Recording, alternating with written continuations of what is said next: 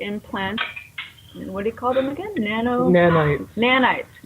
Humans use nanites for things these days, little robotic things for different purposes. They can be programmed.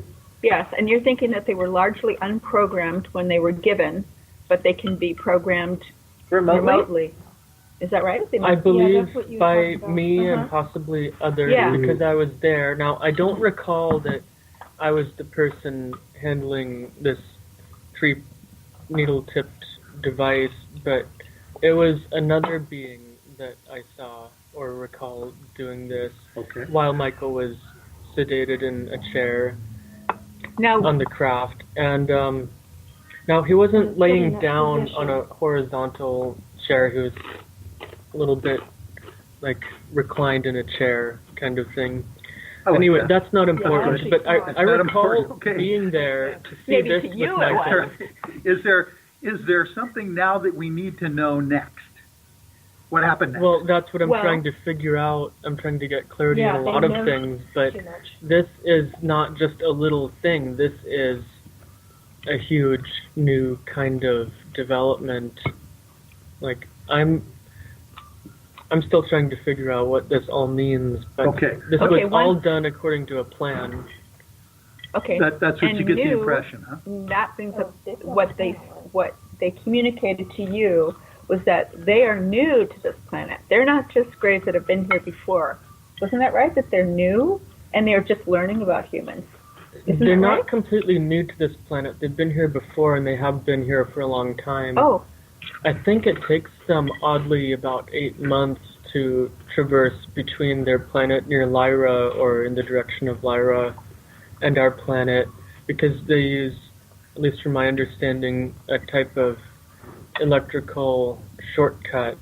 There are these shortcuts throughout the universe that different species use to traverse, and somehow Earth seems to be positioned near like a huge intersection kind of hub of these shortcuts, which is why so many beings come here for different reasons from different places.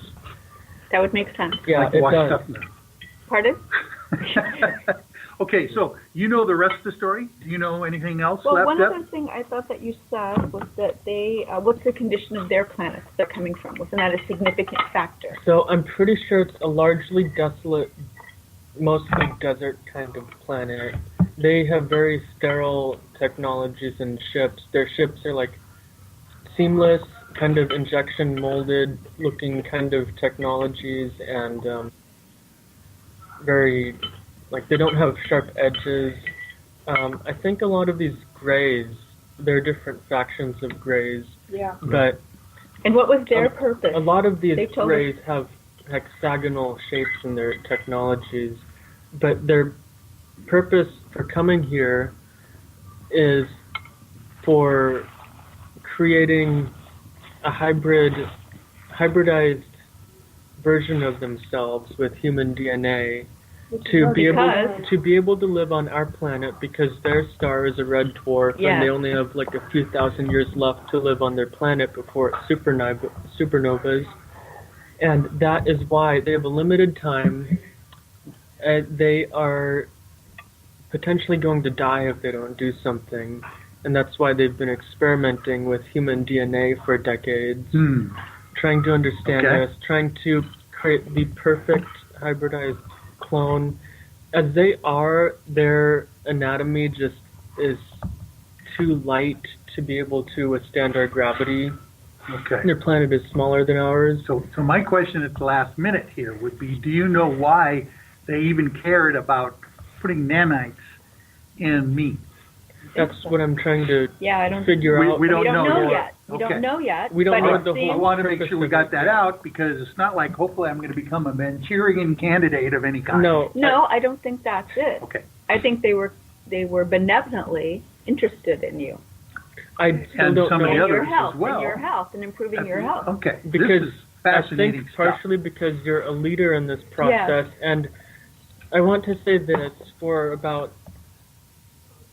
7 to 8 months this year, since January, I've been getting these messages, but not knowing what to do with them, because I knew that this was a very big story in our evolution, and our planet. But it wasn't until I joined the UFOI team and saw that we were doing these live broadcasts, and then Gary Tombstone Anderson was taking our audio and sending or broadcasting it to hundreds of thousands of people, that I really understood that I was meant to be here with this group. Yeah. Yeah, the broadcast shut off over there, or the phone did.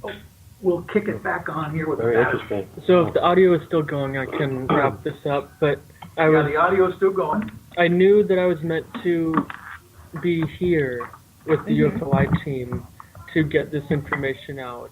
And I think a lot of this has to do with not just the hybridization of this gray species to live here, but what I think is going to become a coexistence narrative of us humans needing to ascend consciously, accelerate our ascension, and that's what they're trying to help with, is this process of global ascension that's been going on for decades with humanity and progressing in the last 4 or 5 years since 2012. It's no accident that they came here at this time for this purpose, and I think, Michael, you are a great leader of this group to get this information out, and I am possibly something else. Yeah, like a medium between them and everyone else. Wow, this is great stuff, you guys. And we haven't even gotten into all the details of what has been transpiring from Mount Adams after the event that some of us have been experiencing. So, oh my goodness, it's like time to 6:30 right now. We'll see how long we can hold out here on Night Dreams Talk Radio. But how long do we have for the radio broadcast? Well, we have only a few more minutes in the radio broadcast, but we are going to get back on Facebook Live, folks out there in Radio Land. If you want to check out the old UFOI team on Facebook, because we'll continue on with our conversations here as we try to figure out some of this stuff. This is great, amazing, weird stuff. Does that feel shocking to you, Michael? Well, you know, I'm old enough to not get too shocked anymore. Yes. But I'm just, it kind of makes sense to me on some level, because there are certain things that have been going on in my life that I can't believe have happened very quickly in short periods of time. To get you guys, all of us together as a UFOI team, to be able to very quickly actually get together with a lot of other folks who have technical abilities.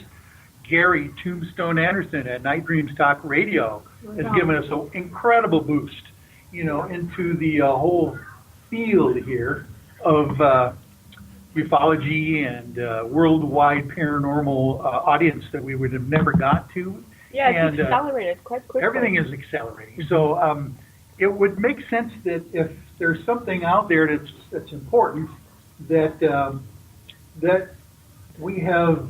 I mean, it would make sense to me that these things are happening so quickly, because normally this would not happen so quickly. No, it's bizarre. You know? It's really bizarre. Like 1 year. Yeah. And, you know, even if we had all the connections in the world, it would be still kind of weird that, you know, we'd be doing these things so quickly. So, yeah, so we will continue to let everyone